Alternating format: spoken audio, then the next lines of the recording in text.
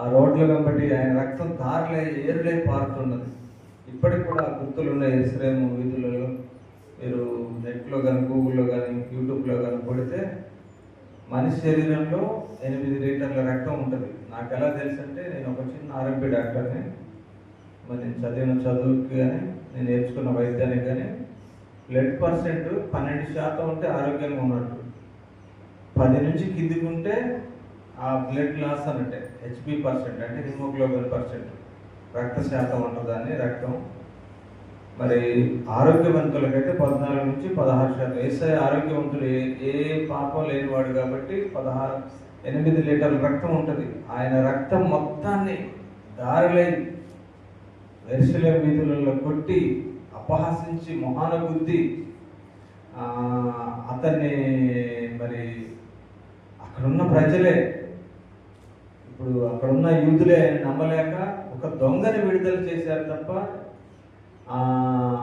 పిలాతనుడు చేతులు కట్టుకొని ఇతని మీద ఏ రక్త అపరాధం లేదు, నాకేమీ కనిపించట్లే దోషం, మరి నేనైతే చేతులు కడుక్కుంటున్నా అని కడుక్కొని ఈ దోషంలో ఈ పాపంలో నాకే పాలు బాగలేదని ఆ రోజే చెప్పాడు. చెప్తే అక్కడున్న యూదులు కానీ పరిసయ్యులు కానీ శాస్త్రులు కానీ ప్రధానులు కానీ సిలువేయాలి సిలువేయాలి సిలువేయాలని ఆయన మీద నేరం మోపి, అది అబద్ధ నేరం మోపి ఒక దొంగ అయిన ఒక బరబ్బని విడుదల చేశారు.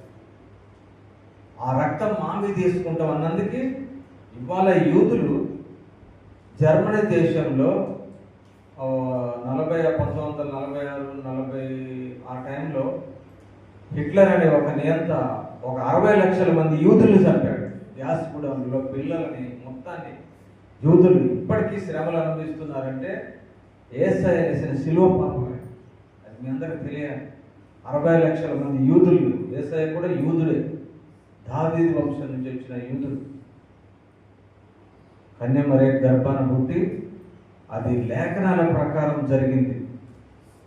యేసయ్య వచ్చి 2000 సంవత్సరాలే, 6000 సంవత్సరాల బిఫోర్ క్రీస్తుకు పూర్వమే యేసయ్య వస్తాడు వస్తాడు, మెస్సయ్య వస్తాడు వస్తాడు వస్తాడని అన్ని అందరు ప్రవక్తలు, ప్రతి ఒక్క ప్రవక్త, యేసయ్య ప్రవక్త కానీ, ఇర్మియా ప్రవక్త కానీ, యోనా ప్రవక్త కానీ, వీళ్ళందరూ ప్రవక్తలు రచించినాక యూదులు ఎలా అనుకున్నారంటే, మా మెస్సయ్య వస్తే రాజుగా వస్తాడని, రాజ్యభారం ఉంటుందంటే పెద్ద పెద్ద కోటలు మానులు ఇవన్నీ ఉంటాయి అనుకున్నారు. రథాల మీద తిరుగుతాడు, వజ్రాలు వైడూర్యాల మీద ఉంటాడు అనుకుంటే అట్లా రాలే. దేవుడు సింపుల్గా మానవ రూపం